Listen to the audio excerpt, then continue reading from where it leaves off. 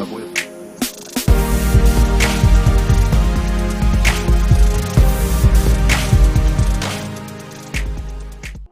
So from making beats on her laptop to sell out shows around Australia and working with the likes of Maggie Rogers and Post Malone, we're here with Brizzy bombshell Mallrat. Firstly, happy first year anniversary for Driving Music. Congratulations. We, of course, have to talk about one of your most requested songs, Charlie, with the cover featuring your adorable Labby. But you also got a chance to record a version for Sims. What was that experience like? That was so fun. Honestly, recording a song for Sims has been on my bucket list for years. Like, as soon as I found out it was a thing, it went straight to the bucket list. And I've been pestering my manager about it for a while. I was like, do you know anyone at EV Games? Do you know anyone? I mean, at EA Games. Do you know anyone at all? And he's been trying for a while. And so when it finally happened with Charlie, it was like so exciting. And basically, the Simlish team translated all the lyrics for the songs, and it's all the same amount of syllables. And then I just went to the studio and then recorded it, and it was so fun. Yeah, I listened to it. It's very quirky. So exciting. We did see your song For Real even featured on the film Baby Teeth. What was your reaction when you found out you were featured on the soundtrack? I was really excited. I want to be on heaps, hopefully. I haven't seen the movie yet, but someone sent me a video of the scene it's in, and it looks really cute. So, yeah. I'm honestly surprised that I haven't been in movies before, to be honest, because there's some songs of mine that I think, if I was soundtracking something, like a teen movie, that Better, for example, one of my songs from my old EPs, I'm like, this should be on every movie. That's the dream. That is the dream. Yeah. So we have heard that you're doing an Australian tour with a stop in the US coming in 2021. So that's so exciting. What's your favourite thing about doing gigs like that? Well, my favourite thing about doing my own shows is that people, the people at the shows just have so much more energy and enthusiasm, and it's just really cool to put faces to these people that listen to your music and care about it. And my favourite bit is always when people sing the words and I don't have to sing. That's always my favourite. Yeah, that's awesome. But it sucks how Groove in the Moo was cancelled. So. Yeah, it's so nice. Yeah. But yeah, it is a big shame about Groove in the Moo. Yeah, and that was due to coronavirus, which sucks. But what do you think are some of the other effects that it's had on the entertainment industry, in particular the music industry? Not being able to do most people make their money by doing shows. You know, you do make some money from streams or signing publishing or licensing deals, but the most reliable and the largest source of income for not just musicians and artists, but crew, venue managers, a million different people, booking agents, is from shows. And not only has that been put on us on hold, it's an indefinite hold, so it's really hard to make plans with any sort of certainty. Obviously that's not it's not completely unique to the entertainment industry, but it's pretty tough. A lot of people are really struggling. I'm fine, but it's definitely tough, and I really feel for my crew, especially because they're all contractors, so there's not a whole lot that I can do for them.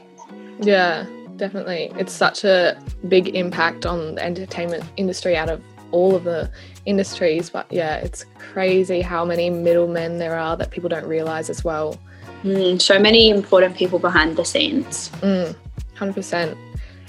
So how did you actually navigate through these changes, and what are your own personal solutions that you helped tackle the issues that we're all going through at the moment? There's really not a lot you can do. But fortunately for me, like I said, I'm in a fine position financially, and I can afford, I'm very privileged to be able to it's all about my attitude. Some people aren't in the position where it's just a case of attitude, they're having a really hard time, but I think I kind of needed this break because for the last like 4 years, I've just been touring constantly, and I've been living in between Australia and America, and I haven't really like had a proper home base or a proper chance to reset. I've literally been touring. Like last year we played 104 shows all over the world, and so that's not very much time to like look after yourself. Yeah. So this has been a really good time for me, really refreshing and healthy, and like I've been able to work on my album, so that's cool. So I know you say you're working on your album, and many of your early sounds generated from your own bedroom. From someone that has gained such a huge success by this, what do you have in terms of advice for the next Aussie artist hoping to follow in your footsteps? I could give it depends like how specific we want to go, because I feel like there's just so many things I want to tell people, like make really good music, and I have so many tips on how to do that.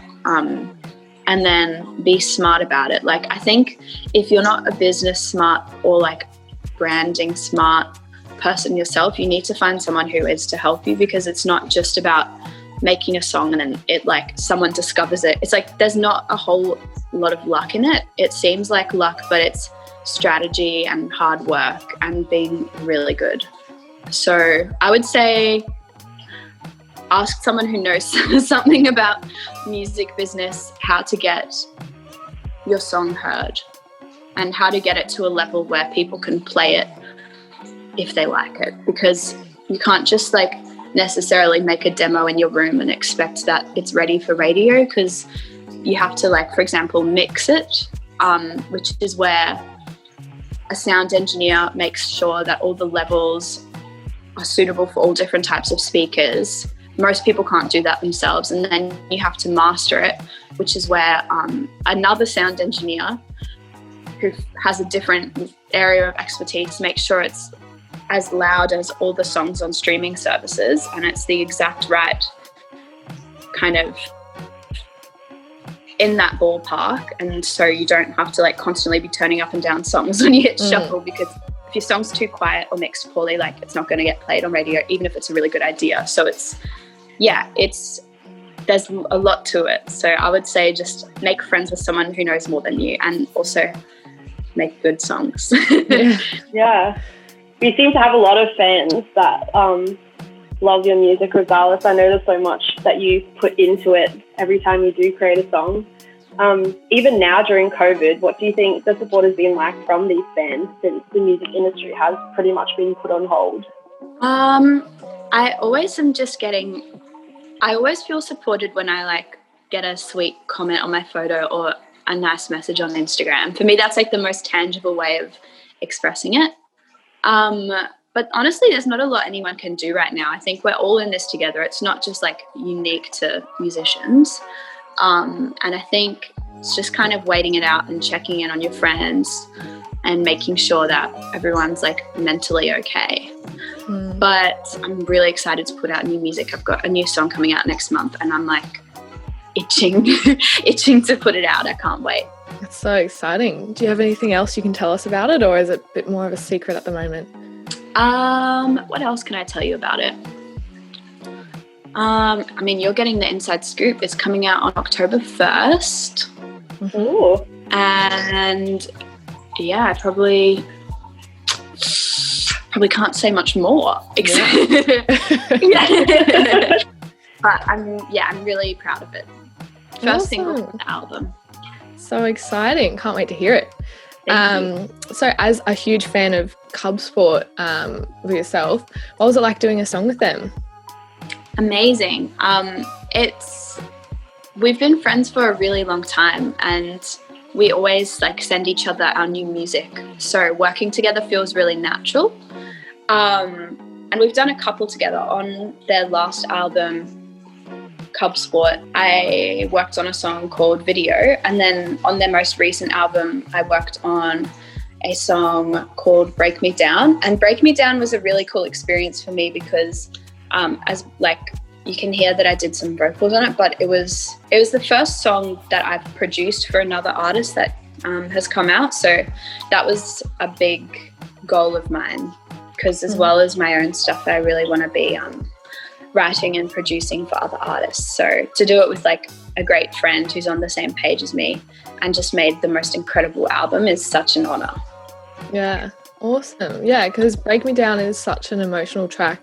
There's also so much big love from the Australian music scene, like All Day and Golden Vessel and that sort of vibe of artist. Was it the same sort of vibe that you got from them when you were collaborating, or was it completely different? It's kind of the same, because first and foremost they're my friends, so everything, it's kind of, when we're in the studio, it's just hanging out, and whether we make something or not is almost not that important. It's kind of just something fun to do together. Yeah, that sounds like so much fun. Very easy for you. Yeah, lots of fun. So I know you said you found time to even work on your art alone with a new song coming out October 1st. And you've been working on an album as well. Do you think the pandemic has given you the opportunity to like virtually collab with any other artists, like how we are now even? For me, there's nothing like being in the room with somebody for when you're making art. But I have been able to, send ideas back and forth with a few new people. But honestly, the opposite has been the best thing about this for me, because I've had so much time to work on things all on my own. And usually, because there's so many great artists that I want to work with or try working with, or friends that I want to make stuff with. But my favorite thing ever is producing, and having the time and space to produce a big chunk of my album on my own, rather than getting distracted by stuff I'm working on with other people, has been so great for me. So working alone has actually been the thing that I've liked most about all of this. We know you, we did catch you on the live stream actually, I think Mark Ronson eating noodles. Have you gained or continued even doing any other hobbies outside of music while quarantining? We did hear you were a bit of a horse girl back in the day. Yes. No, I haven't done anything with horses lately, but I've been reading a lot. That's what I've been spending most of my time doing, like just going to the park and having a coffee and sitting in the sun and reading for like hours a day. I'm doing a puzzle. Lucy sent me a puzzle, so that's right here. And what else have I been doing? Watching TV. Started watching Drag Race and rewatching Suits. Oh, good fun. Awesome. Are there any other like bands or artists that you've been really loving since being in lockdown that have helped you get through? I'm actually going to check my Spotify right now to give you a proper answer. But I've been listening to a lot of music. Cub Sport's new album, for sure. Great. Mm-hmm. Yep. Honestly, not many people have even released music since this has happened, which I understand. It's kind of a weird time to be doing that. But I've also been listening to Nina Geraci and Lana Del Rey and Big Thief and Cub Sport. Love it. Love to hear it. Well, thank you so much for coming on our show today, Mallrat. We can't wait to hear the new song on October 1st. Shameless plug there. But yeah, thanks so much. It was lovely talking to you both. Thank you so much. No worries. I really appreciate it. So good talking with you as well.